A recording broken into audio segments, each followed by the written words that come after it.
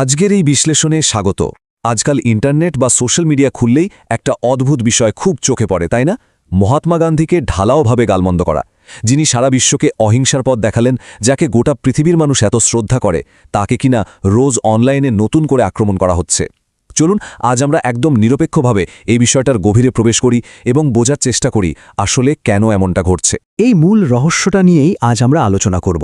বিশ্বজুড়ে যিনি অহিংসার জন্য পূজনীয়, ঠিক কী কারণে তাকে আজকে সোশ্যাল মিডিয়ায় প্রতিনিয়ত এই তীব্র ঘৃণার শিকার হতে হচ্ছে। এটাই সেই মৌলিক প্রশ্ন যার উত্তর আজকের এই বিশ্লেষণে খোঁজার চেষ্টা করা হবে। একটু খেয়াল করলেই দেখা যাবে এই ঘৃণা মূলত ছড়াচ্ছে ভাইরাল সব মিম আর হোয়াটসঅ্যাপ ফরওয়ার্ডের মাধ্যমে। এটা যেন এখন প্রাত্যহিক একটা অভ্যাসে দাঁড়িয়ে গেছে। সবচেয়ে অবাক করা বিষয়টা কি জানেন? যারা প্রতিদিন এই অপপ্রচার চালাচ্ছেন বা ট্রোল করছেন, তাদের অধিকাংশই হয়তো জীবনেও গান্ধীর লেখা একটা বইও পড়েননি। একদম না জেনে, কোনো রকম যাচাই না করেই এই মেসেজগুলো অন্ধের মতো ফরওয়ার্ড করা হচ্ছে। এবার আসা যাক আমাদের প্রথম পয়েন্টে। লক্ষ্য কেবল ব্যক্তি নয়, বরং তার প্রতীকও। বিষয়টার মানে আসলে কি? খুব সহজ কথায় বলতে গেলে, যারা সমাজে বিভেদ সৃষ্টি করতে চায় বা একটা উগ্র সমাজ গঠন করতে চায়, তাদের সে রাজনৈতিক এজেন্ডা পূরণের পথে এই চরম সহনশীলতা আর শান্তির প্রতীকটিই হল সবচেয়ে বড় বাধা। আর ঠিক সেই কারণেই এই সম্প্রীতির প্রতীকটিকে ভেঙে ফেলা তাদের কাছে এত জরুরি হয়ে পড়েছে।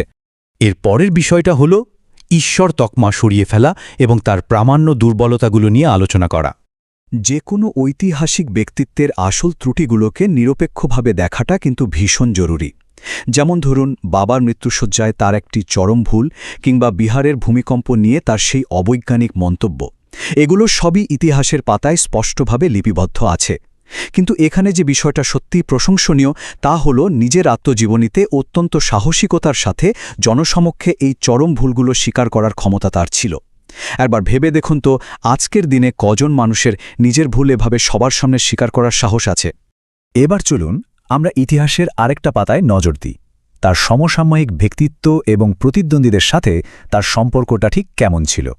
অনেকেরই হয়তো এই বিষয়টা জানা নেই যে রাজনৈতিক ও মতদর্শগত তীব্র পার্থক্য থাকা সত্ত্বেও স্বয়ং নেতাজি সুভাষচন্দ্র বসুই তাকে প্রথম এই অত্যন্ত সম্মানজনক উপাধি অর্থাৎ জাতির জনক বলে সম্বোধন করেছিলেন।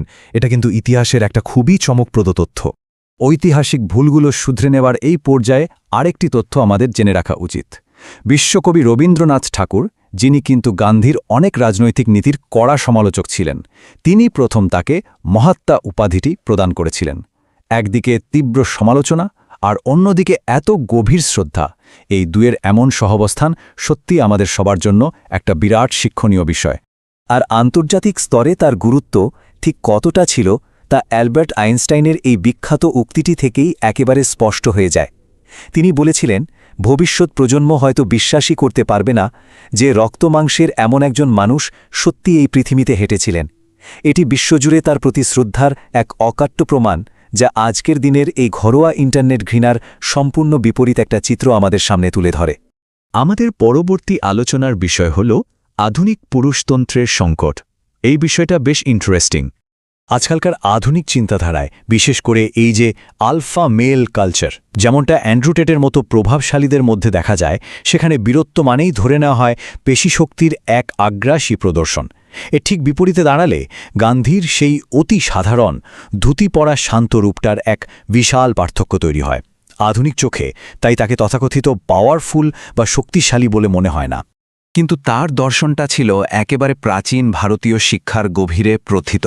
অনেকটা কুরুক্ষেত্রের যুদ্ধের সেই শিক্ষার মতোই, যেখানে মূল ফোকাসটা কখনোই বাহ্যিক আগ্রাসনের ওপর ছিল না, বরং জোর দেয়া হয়েছিল অভ্যন্তরীণ আধ্যাত্মিক বিজয় এবং নিজের মনকে জয় করার ওপর।